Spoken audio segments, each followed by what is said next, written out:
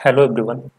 इस वीडियो में हम लोग अकाउंटिंग फॉर पार्टनरशिप फर्म का अकाउंटिंग का जो फर्स्ट चैप्टर हम लोग का है 12th के अकाउंट्स में, उसको हम लोग स्टार्ट करने वाले हैं। ये वीडियो जो है हमारा 12th का अकाउंट्स के लिए फर्स्ट लेक्चर है। तो इसमें सबसे पहले तो हम लोग एक मोटा मोटी सिलेबस देख लेते हैं। होपफुली अभी तक सबको सिलेबस के बारे में पता चल चुका होगा कि जो हम लोग का 12th का अकाउंट्स का पेपर है, जो 12th में अकाउंट्स का सिलेबस है, ये मेनली 3 पार्ट में डिवाइडेड है। पहला पार्ट जो है ये पार्ट ए है, जिसमें हम लोग को पढ़ना होता है एनपीओ और पार्टनरशिप फर्म के अकाउंटिंग के बारे में। एनपीओ कहने का मतलब होता है not for profit organisation. Not for profit organisation मतलब हो गया उस टाइप का ऑर्गेनाइजेशन जो प्रॉफिट अर्न करने के लिए नहीं चल रहा है, जैसे कॉलेज हो गया, हॉस्पिटल हो गया। ठीक है, इस टाइप का जो संस्था होता है ये प्रॉफिट अर्न करने के पर्पज से नहीं चलता। ठीक है, तो इस टाइप का जो ऑर्गेनाइजेशन होता है उसके अकाउंटिंग और पार्टनरशिप फर्म का अकाउंटिंग जो है, इससे रिलेटेड जो हम लोग को चैप्टर पढ़ना है ये हमारा पार्ट ए में कवर होता है। दूसरा है पार्ट बी। पार्ट बी में हम लोग को कंपनी अकाउंटिंग के बारे में पढ़ना होता है। कंपनी अकाउंटिंग कहने का मतलब हो गया कंपनी से रिलेटेड अकाउंट्स वगैरह का प्रिपरेशन कैसे होता है। और तीसरा जो पार्ट पढ़ना है ये हम लोग का है फाइनेंशियल स्टेटमेंट का एनालिसिस। यही 3 यूनिट हम लोग को, यही 3 पार्ट में हमारा पूरा अकाउंट्स का सिलेबस क्लासिफाइड है। तो अभी जो हम लोग चैप्टर पढ़ने वाले, जिस टॉपिक को पढ़ने वाले, ये हम लोग का पार्ट ए के अंदर कवर होता है।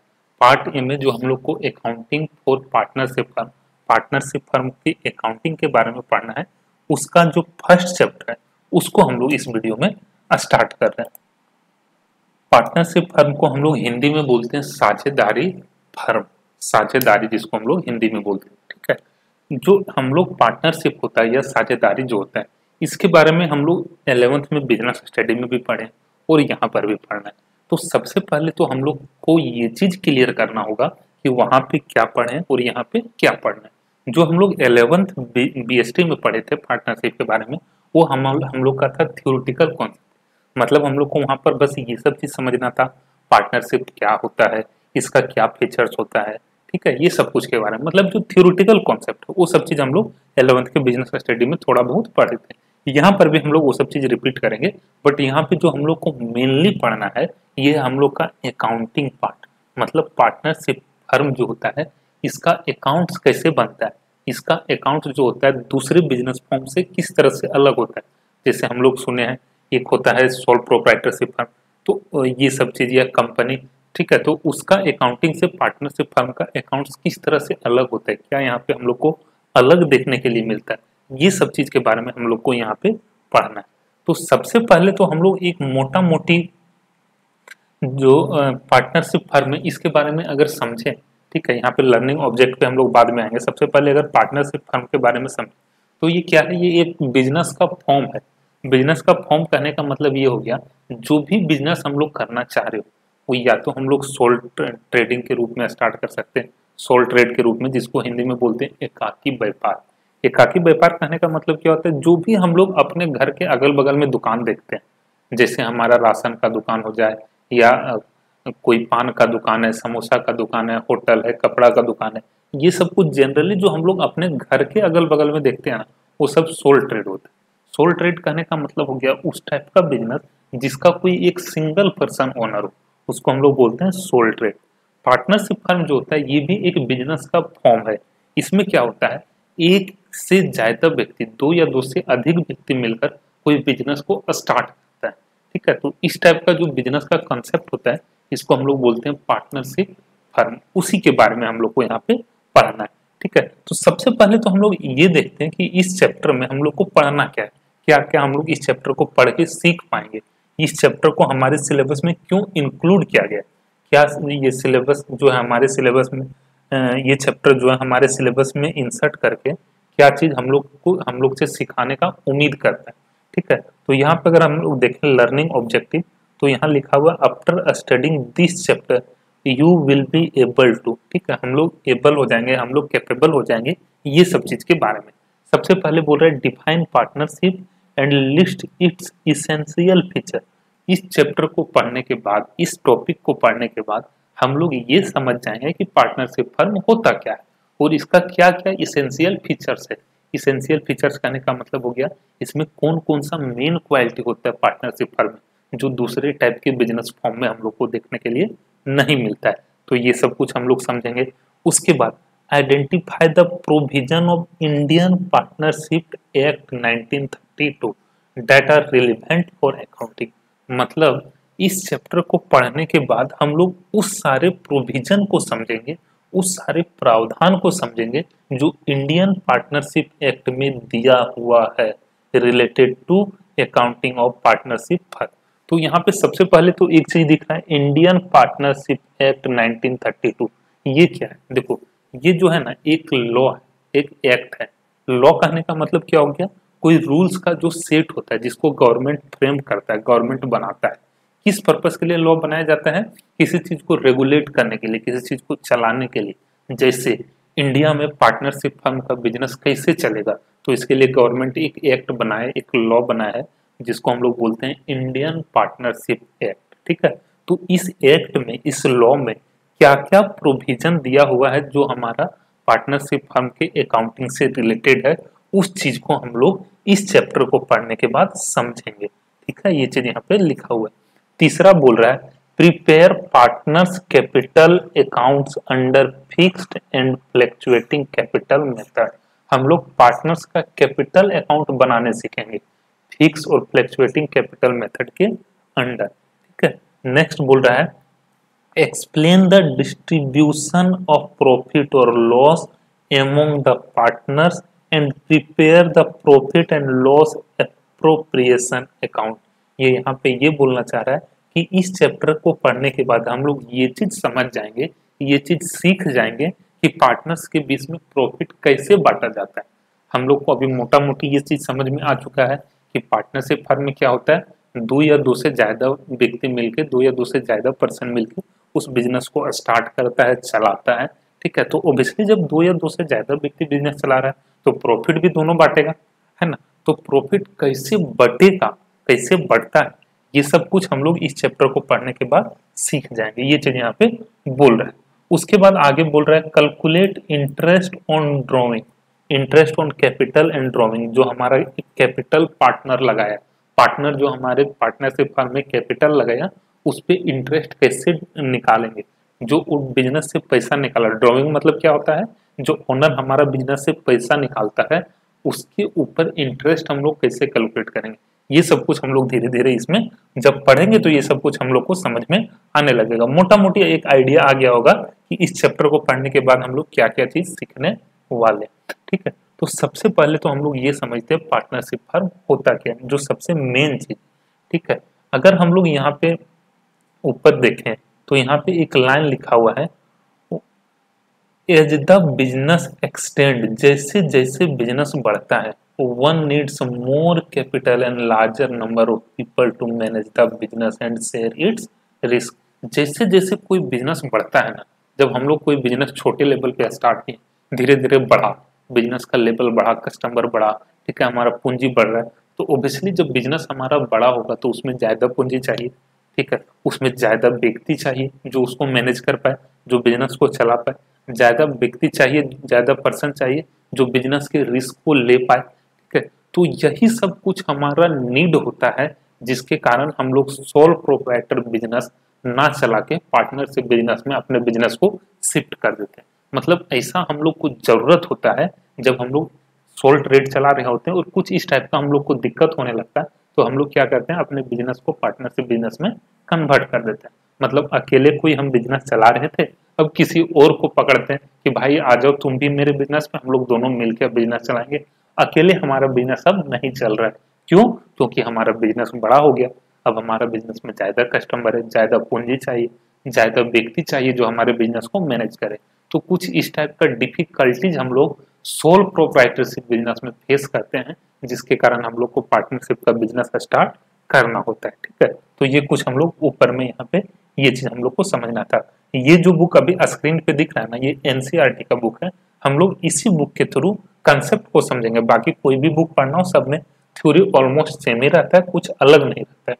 ठीक है, सबसे पहले अगर हम लोग ये समझे पार्टनरशिप होता क्या है। देखो, दो तीन टर्म है यहाँ पे समझना। एक हम लोग को यहाँ पे दिखता है पार्टनरशिप, जो पार्टनरशिप वाले चैप्टर में हम लोग देखेंगे।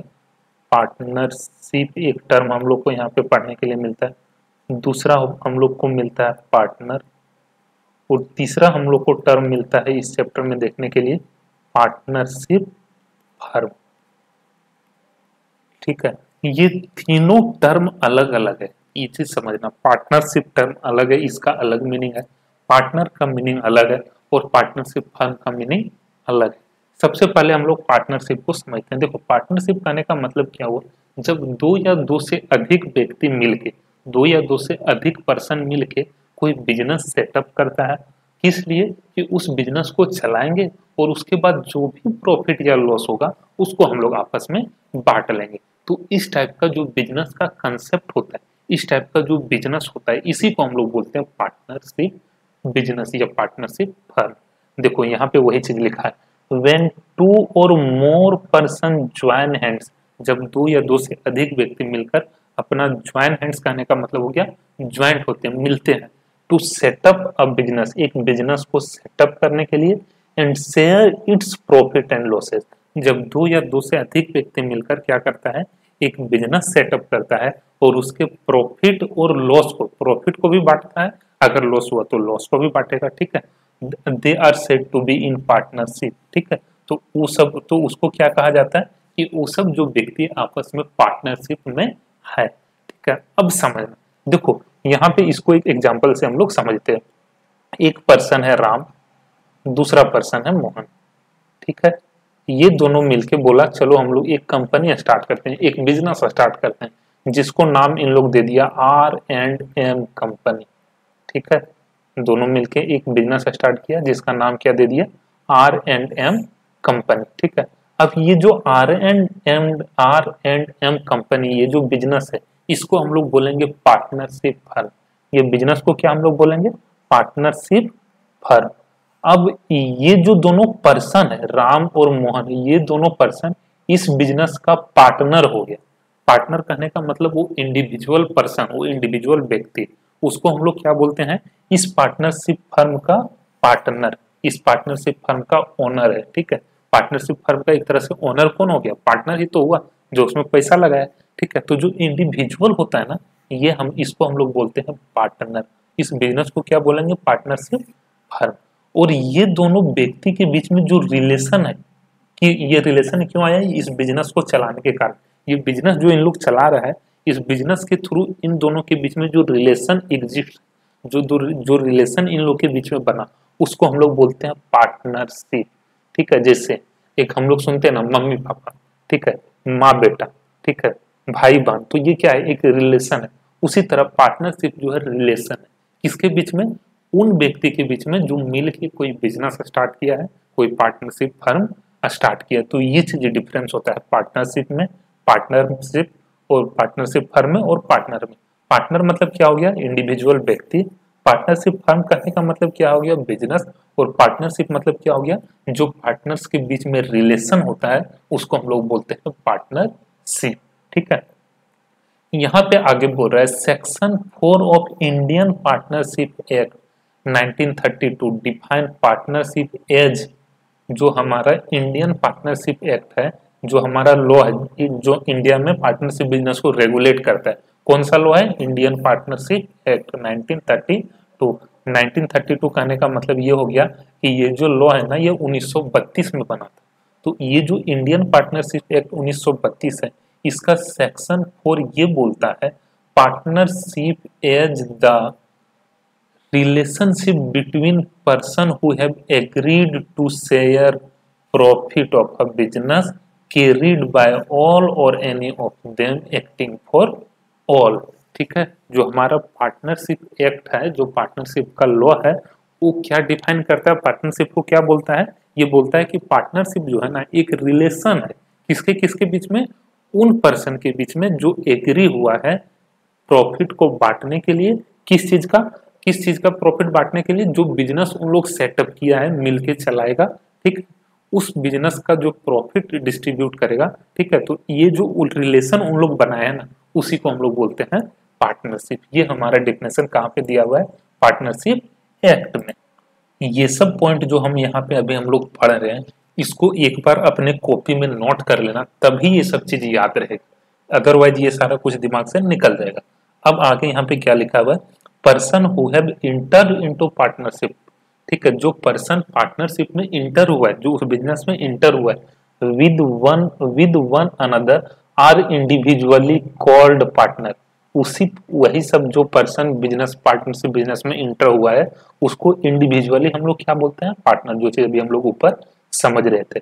और कलेक्टिवली कॉल्ड फर्म, सॉरी, और उसको कलेक्टिवली क्या बोलते हैं, फर्म बोलते हैं। The name under which the business is carried, जिस नाम से उन लोग बिजनेस चलाता है, फर्म का जो उन लोग नाम दिया उसको हम लोग बोलते हैं फर्म्स नेम। जैसे अभी ऊपर के एग्जांपल में अगर बोलें तो यहाँ पे फर्म का नाम क्या हो गया, R&M कंपनी। ठीक है, तो ये हमारा हो गया फर्म का नेम। अब partnership firm has no separate legal entity. Partnership firm का जो होता है ये सेपरेट लीगल एंटिटी नहीं होता है, जिस तरह से सोल प्रोप्राइटरशिप फर्म में होता है। ठीक है, apart from the partners consisting it. उसके बाद आगे हम लोग को पढ़ना है इसेंशियल फीचर्स। इसेंशियल फीचर्स हमारा पार्टनरशिप का क्या होता है, क्या क्या हम लोग अलग इसमें फीचर्स देखते हैं, क्या क्या चीज इसमें हम लोग अलग देखते हैं जो कि हम लोग दूसरे बिजनेस में नहीं देखते हैं। तो यहाँ पे सबसे पहले बोल रहा है टू और मोर पर्सन।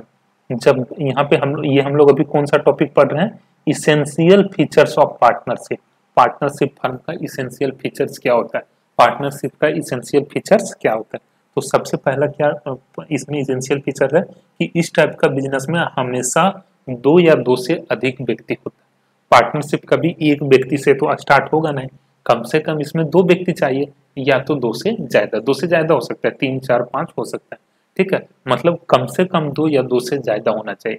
ये हमारा पार्टनरशिप बिजनेस का एक विशेषता है, एक फीचर्स है। ठीक है, दो या दो से व्यक्ति इस टाइप के बिजनेस में होना चाहिए, यही यहाँ पे बोल रहे। In order to form a partnership there should be at least, कम से कम दो व्यक्ति होना चाहिए। ठीक है, तो कम से कम के बारे में तो हो गया। उसके बाद ज्यादा से ज्यादा कितना व्यक्ति हो सकता है, तो करेंटली जो है पार्टनरशिप फर्म में मैक्सिमम 50 व्यक्ति हो सकता है। 50% से ज्यादा पार्टनरशिप फर्म में इंटर नहीं कर सकता है। ठीक है, तो ये हो गया हमारा पार्टनरशिप बिजनेस का पहला विशेषता, पहला इसेंशियल फीचर्स। क्या इसेंशियल फीचर्स हो गया कि इस टाइप के बिजनेस में दो या दो से अधिक व्यक्ति एग्जिस्ट करता है। उसके बाद दूसरा यहाँ पे जो फीचर्स होता है ये है agreement.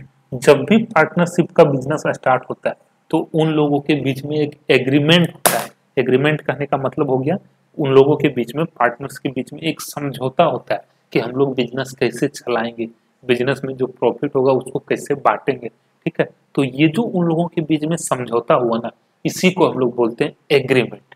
Partnership is the result of an agreement.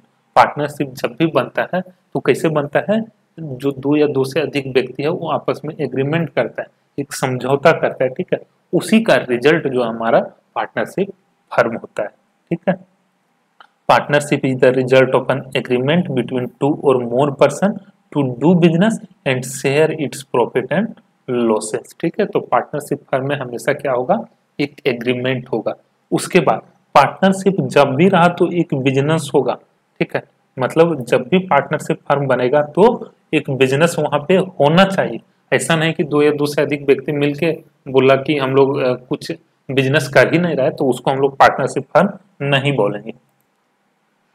जैसे यहाँ पे क्या बोल रहा है, अगर कोई दो व्यक्ति हो, उन लोग क्या क्या दोनों मिलके कोई एक प्रॉपर्टी खरीद लिया और बस प्रॉपर्टी खरीदा तो उसको हम लोग पार्टनर नहीं बोलेंगे, उसको पार्टनरशिप नहीं बोलेंगे। जैसे यहाँ पे बोल रहा है for example if Rohit and Sachin jointly purchase a plot of land. दोनों रोहित और सचिन क्या किया, मिलके एक लैंड खरीद लिया, एक प्लॉट खरीद लिया, तो हम लोग उसको पार्टनरशिप नहीं बोलेंगे। क्यों, क्योंकि वहां पे कोई बिजनेस हम लोग नहीं कर रहे हैं, बस मिल के कोई एक प्रॉपर्टी खरीद लेना ज्वाइंटली, ये पार्टनरशिप नहीं है। ठीक है, तो ये हमारा फीचर है पार्टनरशिप फर्म का, पार्टनरशिप टाइप के बिजनेस का। क्या फीचर है, पहला तो हो गया दो या दो से अधिक व्यक्ति होना चाहिए, दूसरा एग्रीमेंट होना चाहिए, तीसरा बिजनेस होना चाहिए। ठीक है, उसके बाद चौथा क्या है, म्यूचुअल एजेंसी। म्यूचुअल एजेंसी कहने का मतलब हो गया जो हमारा पार्टनर बिजनेस में होता है ना, वो एक दूसरे के लिए, जैसे समझना दो पार्टनर है राम और सोहन, ठीक है, ये दो पार्टनर है किसी बिजनेस में। तो राम और सोहन जो है ना, ये दोनों आपस में तो ओनर है ही, अपने आप में तो ये ओनर है ही। राम भी उस पार्टनरशिप फर्म का ओनर है और सोहन भी उस पार्टनरशिप फर्म का ओनर है। प्लस राम जो है ना सोहन का एजेंट भी है। क्यों क्यों ऐसा है? क्योंकि देखो ये जो बिजनेस है राम एंड सोहन कंपनी जो है, ठीक है, हम मान ले रहे हैं कि अभी इसका नाम है राम एंड सोहन कंपनी।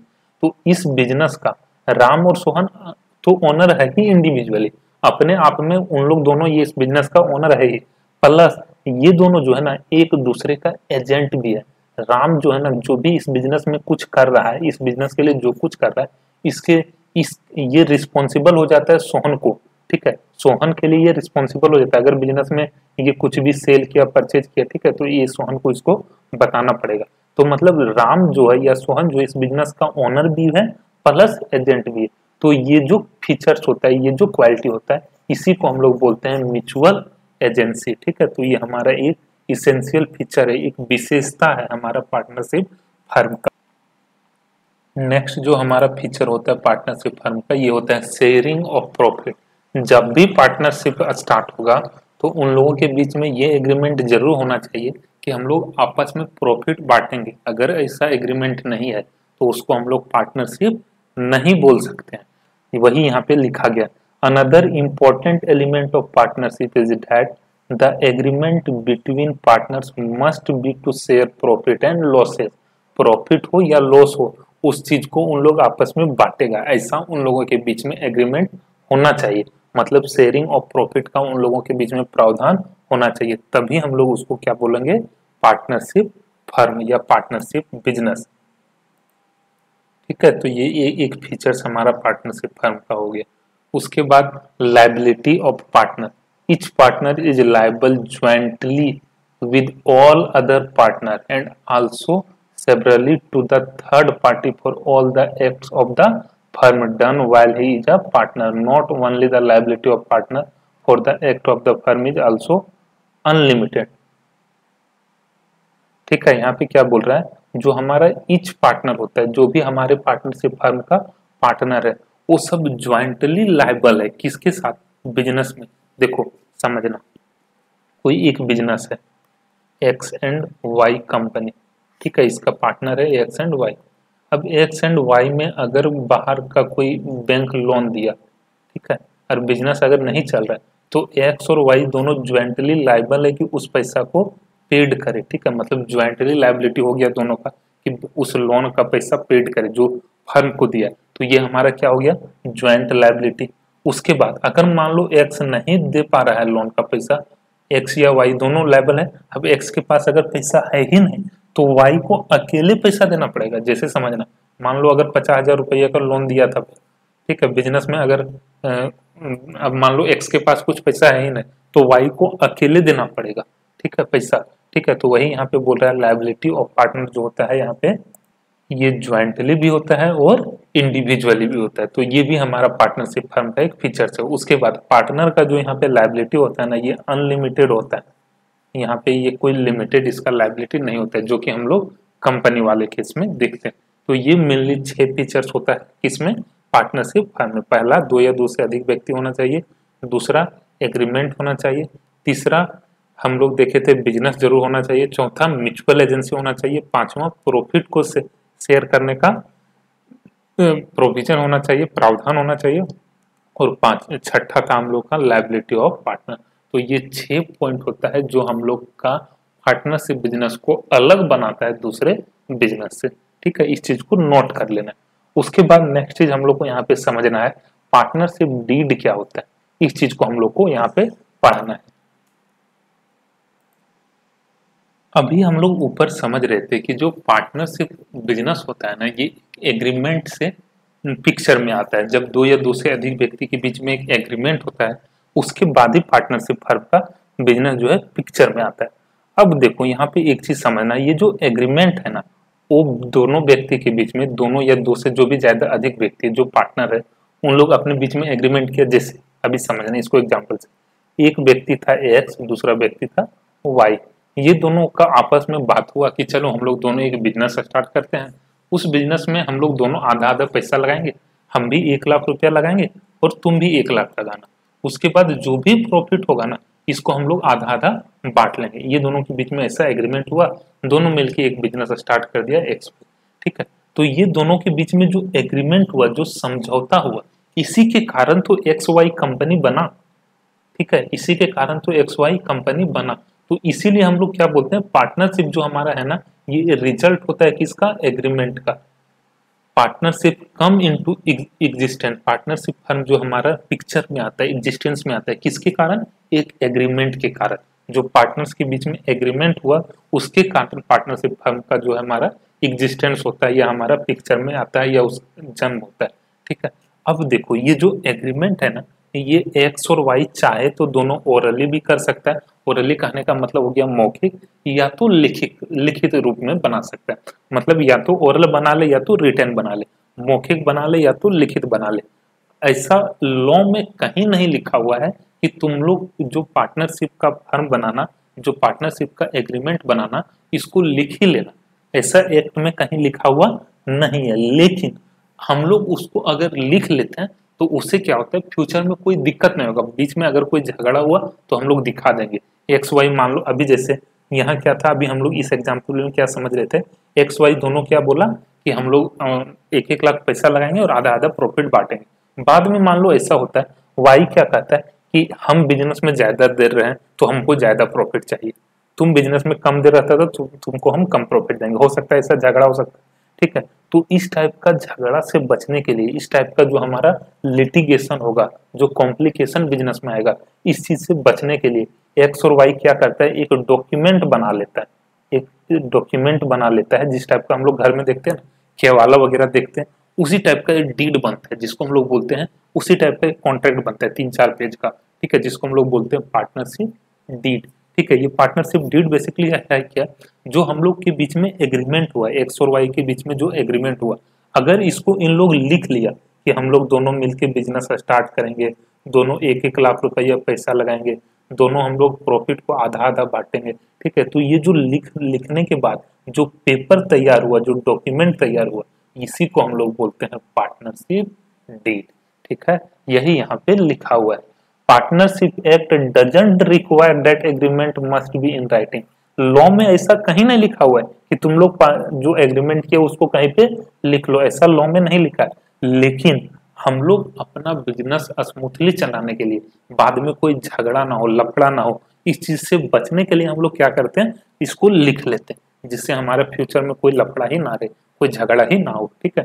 तो अगर हम लोग इसको लिख लिए तो जो हम लोग लिख के डॉक्यूमेंट बनाए उसी को हम लोग क्या बोलते हैं, पार्टनरशिप डीड।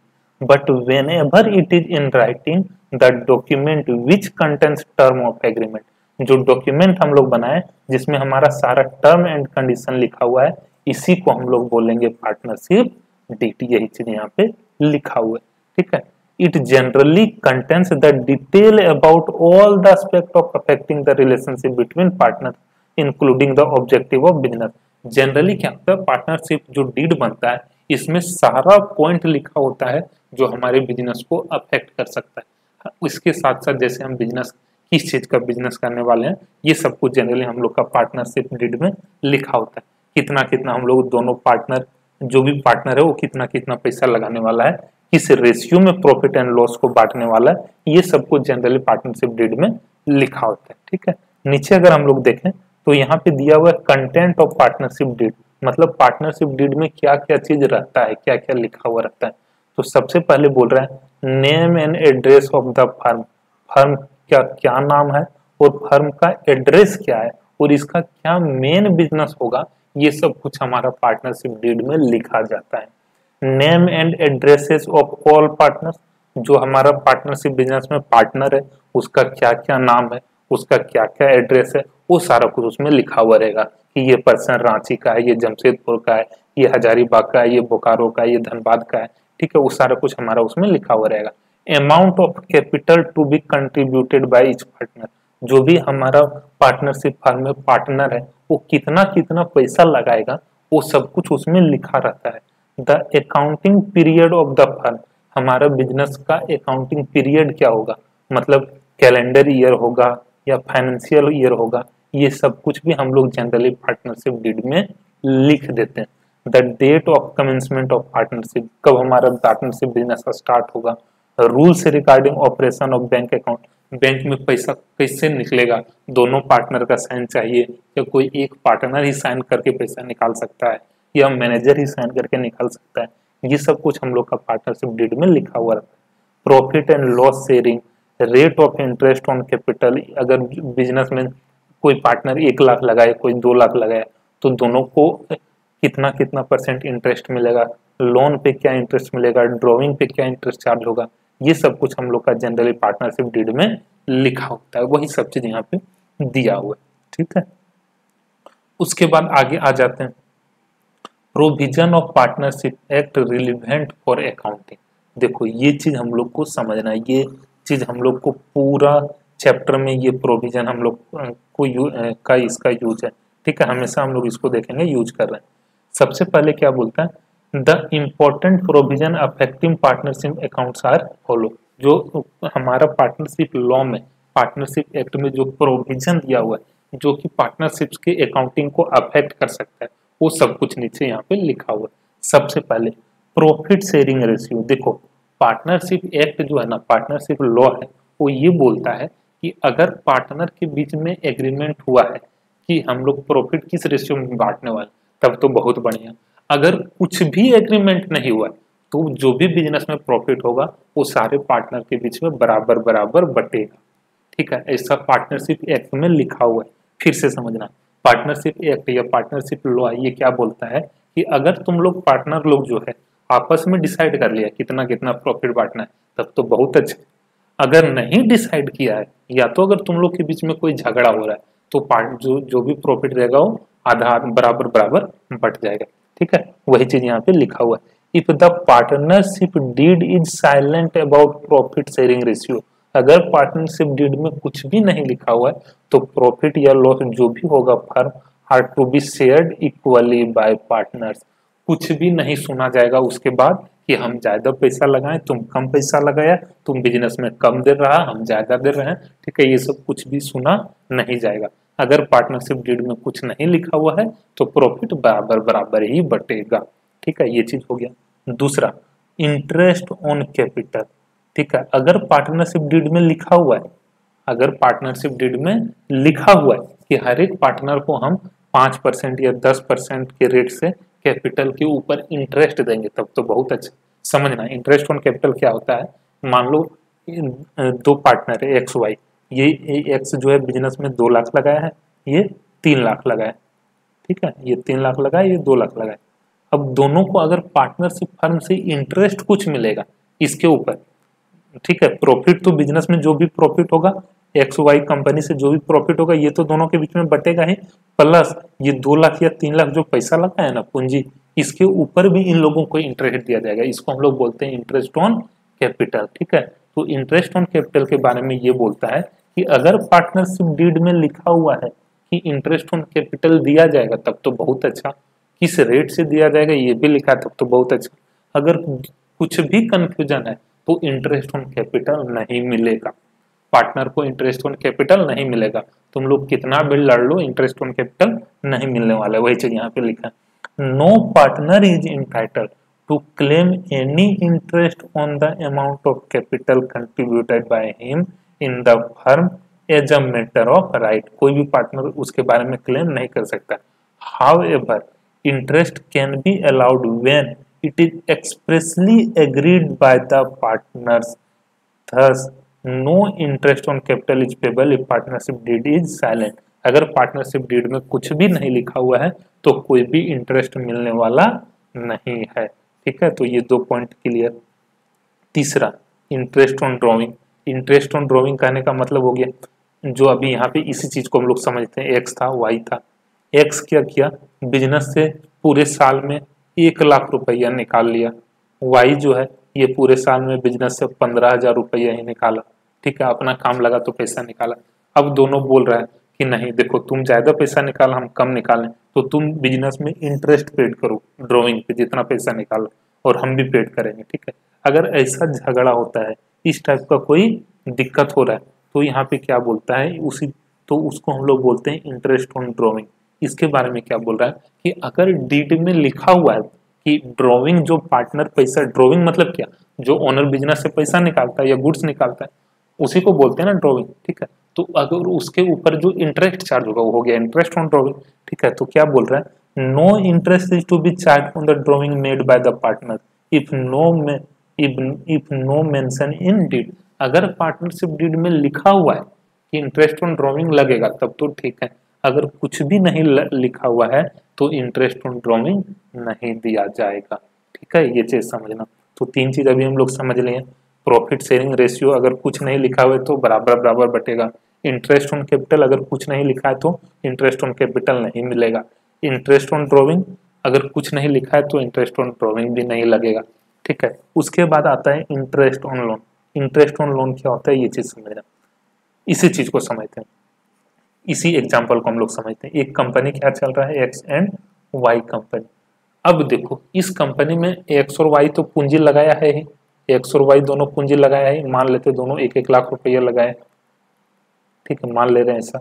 अब बिजनेस में कुछ पैसा चाहिए इसको, अब ये पैसा कहाँ से आएगा, पार्टनर के पास आने लोन लेना है, ठीक है।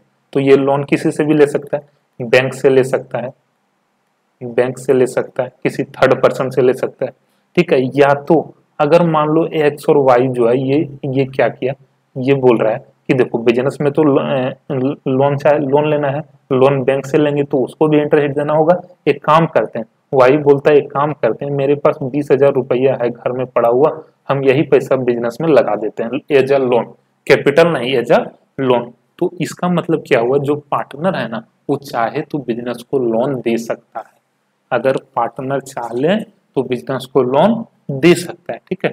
तो उसके बारे में क्या बोल रहा है, if any partner has advance loan to the firm for the purpose of business, capital नहीं, कैपिटल अलग चीज हो गया, अगर कैपिटल लगाए तो अलग चीज और लोन लगाया है तो अलग चीज।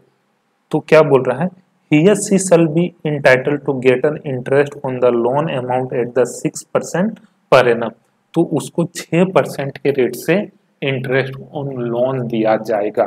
मतलब अगर वाई जो है 20,000 रुपया दिया है तो 20,000 का इसको 6% जो भी आएगा ये इसको इतना का इसको इंटरेस्ट ऑन लोन दिया जाएगा।